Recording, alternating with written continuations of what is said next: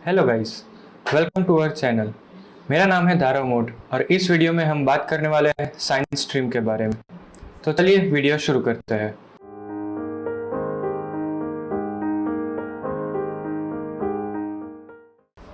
सबसे पहले तो 10th पास किए हुए सभी स्टूडेंट्स को कॉन्ग्रेचुलेशंस, आप सब ने 10th पास कर लिया। अब 10th के बाद क्या लेना है ये सबके मन में कन्फ्यूजन रहता है। इस वीडियो में हम साइंस के बारे में समझाएंगे कि साइंस स्ट्रीम सिलेक्ट करने के बाद आपके पास कौन से सब्जेक्ट्स होंगे, आप उन सब्जेक्ट्स को सिलेक्ट करके कौन सी स्ट्रीम में आगे बढ़ सकते हो, कौन से गोल्स होने चाहिए आपके। तो अब कई बच्चे साइंस सिलेक्ट तो कर लेते हैं, पर क्यों सिलेक्ट करते हैं? कई बच्चे साइंस सिलेक्ट करते हैं उनके पेरेंट्स के प्रेशर की वजह से कि भाई पेरेंट्स ने बोला साइंस लेना ही पड़ेगा आपको। फिर कई बच्चे अपने फ्रेंड्स के प्रेशर, जिसे हम पीयर प्रेशर कहते हैं, अभी ऐसा ज़माना है कि हर एक स्टूडेंट का कोई ना कोई बेस्ट फ्रेंड तो होता ही है, तो बेस्ट फ्रेंड ले रहा है तो हम भी साइंस ले लेते हैं। फिर होता है फॉलो क्राउड और ट्रेंड, यानी कि सपोज क्लास में 10 बच्चे हैं और 10 में से 7 या 8 बच्चे ले रहे हैं साइंस, तो हम भी साइंस ले लेंगे। क्यों? सब साइंस ले रहे हैं तो हम भी लेंगे। फिर कई बच्चे ऐसा सोचते हैं कि भाई अब्रॉड जॉब मिल जाएगी तो हम साइंस ले लेते हैं।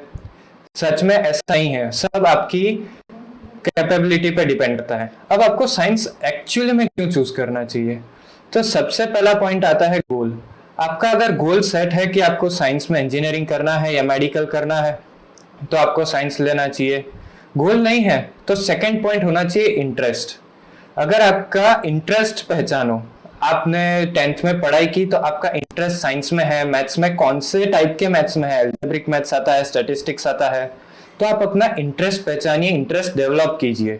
फिर थर्ड पॉइंट आता है स्किल्स। आप कौन से सब्जेक्ट में स्किलफुल है उसके हिसाब से आप साइंस सिलेक्ट कीजिए। फिर आता है मार्केट वैल्यू। आपने साइंस सिलेक्ट किया, मार्केट वैल्यू एक्चुअली 12th के बाद के लिए पॉइंट है कि आप 12th के बाद कौन सी स्ट्रीम लेंगे जिसकी मार्केट वैल्यू आपको चेक करनी है। तो ये चारों पॉइंट आप सभी को ध्यान में रखने हैं साइंस सिलेक्ट करने से पहले। तो चलिए अब हम चेक करते हैं कि 11 12 साइंस में आपके पास कौन से सब्जेक्ट्स होंगे। तो साइंस में बेसिकली एक ग्रुप आता है जिसको हम पीसीएम कहते हैं, जिसके मेन सब्जेक्ट्स है मैथ्स, फिजिक्स और केमिस्ट्री।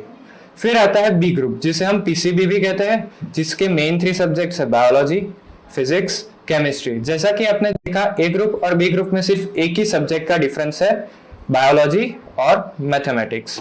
बाकी सब्जेक्ट सेम है और ये तीनों है, ये मेन सब्जेक्ट्स है। बाकी आपके इंग्लिश या कंप्यूटर ये सब आपके एक्स्ट्रा सब्जेक्ट्स तो होंगे ही। अब कई बच्चे होते हैं जो पीसीएमबी चारों सब्जेक्ट लेते हैं, जैसा फिजिक्स, केमिस्ट्री, मैथ्स, बायोलॉजी। ये तो हो गए सब्जेक्ट्स। अब हम देखते हैं कि अगर आपने 12th कर लिया तो 12th के ऊपर से आपको कौन सी एग्जाम्स दे सकते हो। सबसे पहले आप सभी को बोर्ड तो देनी ही होगी।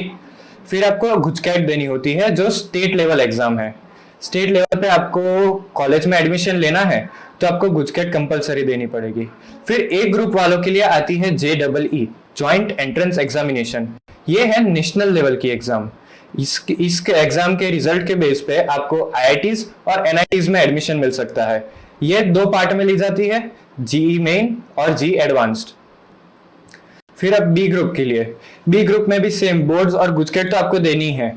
ए ग्रुप के लिए गुजकेट में 3 सब्जेक्ट्स आते हैं, पीसीएम फिजिक्स, केमिस्ट्री, मैथ्स, और बी ग्रुप के लिए गुजकेट में आता है पीसीबी फिजिक्स, केमिस्ट्री, बायोलॉजी। अब बी ग्रुप के लिए, ए ग्रुप में जैसे JEE है वैसे ही बी ग्रुप में है नीट। अगर आपको मेडिकल कोर्सेज में एडमिशन लेना है तो आपको नीट की एग्जाम कंपलसरी देनी पड़ेगी। फिर आती है एंट्रेंस एग्जाम्स बाय यूनिवर्सिटीज, यानी ये तो सभी आपको गुजरात में कोई यूनिवर्सिटी में एडमिशन लेना है तो इनसे मिल जाएगा, पर आपको गुजरात के अलावा कोई दूसरे स्टेट में कोई दूसरी यूनिवर्सिटी में एडमिशन लेना है, जैसे है VIT है, बिट्स है, इन सब में एडमिशन लेना है तो उनकी पर्सनल एंट्रेंस टेस्ट होती है जो आपको देनी होती है। फिर अब देखते हैं 12th साइंस करने के बाद कौन से कोर्सेज होते हैं। तो हमने बेसिकली कोर्सेज को 3 कैटेगरीज में डिवाइड किया है। एक है इंजीनियरिंग जिसमें BE, BTech, ME, MTech include होता है। फिर आता है मेडिकल पैरामेडिकल कोर्सेज और फिर आता है BSc कोर्सेज। अब इंजीनियरिंग कोर्सेज को भी हमने 3 कैटेगरीज में डिवाइड किया है। सबसे पहला है कोर ब्रांचेस, दूसरे नंबर पे आता है डिराइव्ड ब्रांचेस और तीसरे नंबर पे आता है स्पेशलाइजेशन ब्रांचेस। अब क्या है ये ब्रांचेस? कोर ब्रांचेस में ये 6 ब्रांचेस इंक्लूड होती है। Computer, electrical, electronics, chemical, mechanical और सिविल। कोर ब्रांचेस बेसिकली वो ब्रांचेस है जिसके बारे में आपने 12th तक में थोड़ा तो पढ़ा ही होगा। फिर आती है डिराइव्ड ब्रांचेस। डिराइव्ड ब्रांचेस में basically IT, ICT, EE, mechatronics और बहुत सारी ब्रांचेस आती है। ये ब्रांचेस वो ब्रांचेस है जो कोर ब्रांचेस के कॉम्बिनेशन से बनाई गई है। आईटी यानी information technology. Information technology computer और इलेक्ट्रॉनिक्स का कॉम्बिनेशन है। आईसीटी होता है इंफॉर्मेशन एंड कम्युनिकेशन टेक्नोलॉजी, जो कंप्यूटर, इलेक्ट्रिकल और इलेक्ट्रॉनिक्स तीनों का कॉम्बिनेशन है। ईई का मतलब होता है इलेक्ट्रिकल एंड इलेक्ट्रॉनिक्स, जो इलेक्ट्रिकल और इलेक्ट्रॉनिक्स का कॉम्बिनेशन है। मैकाट्रॉनिक्स होता है मैकेनिकल और इलेक्ट्रॉनिक्स का कॉम्बिनेशन। तो डिराइव्ड ब्रांचेस वो होती है जो कोर ब्रांचेस के कॉम्बिनेशन से बनती है। अब आता है third type, specialization branches. Specialization branches में इंक्लूड करते हैं artificial intelligence, machine learning etcetera. ये वो ब्रांचेस है जो कोर ब्रांचेस के आप मास्टर्स या पीएचडी करते हो तो कोई स्पेशल सब्जेक्ट आता है, वो वाले सब्जेक्ट होते हैं स्पेशलाइजेशन ब्रांचेस। अभी ही कुछ साल 2 या 3 साल पहले ही जीटीयू ने आर्टिफिशियल इंटेलिजेंस और मशीन लर्निंग में बैचलर्स इंक्लूड किया है। आप ये सारी ब्रांचेस में बैचलर्स, मास्टर्स और पीएचडी कर सकते हो। अब आते हैं हम मेडिकल पैरामेडिकल कोर्सेज, जो बी ग्रुप लेने के बाद कर सकते हैं। इसमें सबसे पहले है एमबीबीएस, जिसे मेडिकल कोर्स है, ये 5.5 साल का कोर्स है। फिर आता है बीडीएस, डेंटल सर्जरी, ये 4 साल का कोर्स है। उसके बाद है BAMS, bachelor of Ayurvedic medicine and surgery, ये भी 5.5 साल का कोर्स है। बीएचएमएस, होम्योपैथी, ये भी 5.5 साल का कोर्स है। बीयूएमएस, बैचलर ऑफ यूनानी मेडिसिन एंड सर्जरी, ये भी 5.5 साल का कोर्स है। फिर आता है बैचलर इन फिजियोथेरेपी, ये 4.5 साल का कोर्स है, और ये जो कोर्स है ये इंक्लूड होता है पैरामेडिकल कोर्स में। वैसे ही आता है BOT, bachelor of occupational therapy, ये 3 साल का कोर्स है और ये भी पैरामेडिकल कोर्स है। फिर एमडी और एमएस, ये 3 साल के कोर्स है और इन्हें मास्टर्स कहा जाता है। एमडी यानी डॉक्टर ऑफ मेडिसिन और एमएस यानी मास्टर ऑफ सर्जरी। ये दोनों ही कोर्स आप एमबीबीएस करने के बाद कर सकते हो। फिर आता है डीएम, डीएम यानी डॉक्टरेट ऑफ मेडिसिन, ये आप एमडी करने के बाद कर सकते हो, जिसे हम पीएचडी भी कह सकते हैं। फिर एक हम पैरामेडिकल कोर्स का एग्जांपल ले लेते हैं, वो होता है BMLT, bachelor of medical lab technician, ये भी पैरामेडिकल कोर्स है और ये 3 साल का कोर्स है। अब इसमें से MBBS, BDS, BAMS, BHMS, BUMS, ये सारे मेडिकल कोर्सेज है। और अगर आपको इनमें से किसी में भी एडमिशन लेना है तो आपको नीट कंपलसरी देनी पड़ेगी।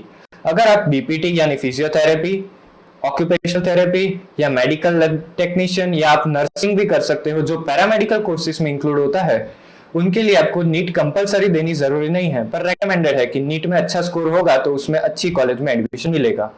तो ये हो गई हमारी मेडिकल पैरामेडिकल कोर्सेज के बारे में बात। अब हम बात करते हैं बीएससी के बारे में। बीएससी यानी बैचलर ऑफ साइंस, उसको 2 कैटेगरीज में डिवाइड किया जाता है, bachelor of science in honours और bachelor of science general stream. ये अगर आप कॉलेज की तरह पूरी तरह से करते हो तो ये 3 साल का कोर्स होता है। अगर आप पार्ट टाइम करते हो या लॉन्ग डिस्टेंस प्रोग्राम में पढ़ते हो बीएससी, तो वो 4 साल का कोर्स हो जाता है। अब बीएससी में कौन से कोर्स आते हैं? बीएससी फिजिक्स करते हैं जो 3 साल का होता है, बीएससी केमिस्ट्री 3 साल का, बीएससी बायोलॉजी 3 साल का। बेसिकली सारे बीएससी कोर्सेज 3 साल के होते हैं। और बीएससी आप मैथमेटिक्स में कर सकते हो, आईटी में कर सकते हो, कंप्यूटर साइंस में भी कर सकते हो, माइक्रोबायोलॉजी, बायोटेक्नोलॉजी, एनिमेशन वगैरह वगैरह। तो आप इन सारे कोर्सेज में बीएससी कर सकते हो और ये कुछ ऐसी है मेन कोर्सेज। इसके अलावा भी बहुत सारी कोर्सेज है बीएससी में। उम्मीद करते हैं आपको ये वीडियो पसंद आया होगा। अगर आपको पसंद आया है तो हमारी चैनल को सब्सक्राइब कीजिए, वीडियो को लाइक कीजिए और अपने दोस्तों के साथ शेयर कीजिए। तो हमारे साथ जुड़े रहिए। Thank you so much.